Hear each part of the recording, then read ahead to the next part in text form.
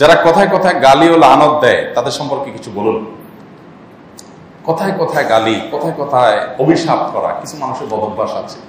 নবী করিম সাল্লাল্লাহু আলাইহি ওয়াসাল্লাম জাহান্নামে যাওয়ার একটা বড় কারণ উল্লেখ করেছেন এটাকে, যে যারা কথায় কথায় গালি দেয়, কথায় কথায় মানুষকে অভিসম্পাত করে। নবী করিম সাল্লাল্লাহু আলাইহি ওয়াসাল্লাম বলেছেন, লা ইয়াকুনুল মুমিনু তাআনান ওয়ালা লাআনান ওয়ালা ফাহিশান ওয়ালা বাযী।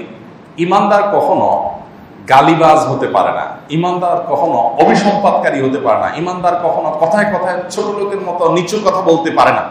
অনেক লোক আছে মুখ দিয়ে কিছু বাদে না, এবং তারা এটা নিয়ে গর্ব করে যে আমি ছোটকাটা মানুষ, আমি যা মুখে আসে সব বলে দিই। এটা কোনো গর্বের জিনিস না, এটা লজ্জার জিনিস। ঈমানদার লজ্জাশীল হবেন, যা মুখ দিয়ে আসবে তা বলবেন না, হিসাব নিকাশ করবেন।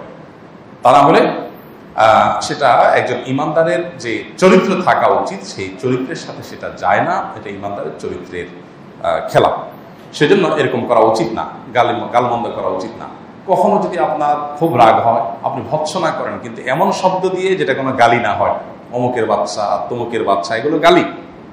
তারপর আপনার বিভিন্ন রকমের কটু কথা, গালি কাকে বলা হয় সেটা সংজ্ঞা তার আলাদা বোঝায় দেওয়ার দরকার নেই।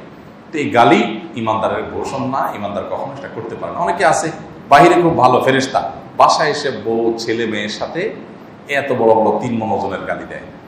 বাইরে কিন্তু উনি খুব ফেরেশতা, ওনার যে এরকম গালি দিতে পারেন বাইরে মানুষ আইডিয়াও করতে পারে না যে লোকটা এরকম গালি দিতে পারে, বাসার লোকজন জানে। এই জন্য নবী করিম সাল্লাল্লাহু আলাইহি ওয়াসাল্লাম বলেছেন, খায়রুকুম লিআহলিহি ওয়া আনা খায়রুকুম লিআহলি। তোমাদের মধ্যে সবচেয়ে ভালো মানুষ তারা যারা তাদের পরিবারের কাছে ভালো। কারণ পরিবারের কাছে ভালো হওয়া সোজা জিনিস না। আপনি বাইরের মানুষের কাছে ভালো সাজতে পারেন, আপনার আসল কাহিনী, চেহারা, চরিত্র, রূপ আপনার বউ, ছেলে মেয়ে, মা বাবা, ভাই বোন তারা জানে, কারণ ওখানে আপনার আসল রূপ জাহির হয়। এই জন্য আপনার বাসার লোকরাও যদি আপনাকে বলে না আপনি গালিবাজ না, আপনি বদমেজাজ না, আপনি খারাপ ব্যবহারকারী না, তাহলে আপনি আসলে একজন ভালো মানুষ। তো সেই জায়গাটা আমাদের যাওয়ার চেষ্টা করতে হবে। আল্লাহ আমাদের তৌফিক দান করুন।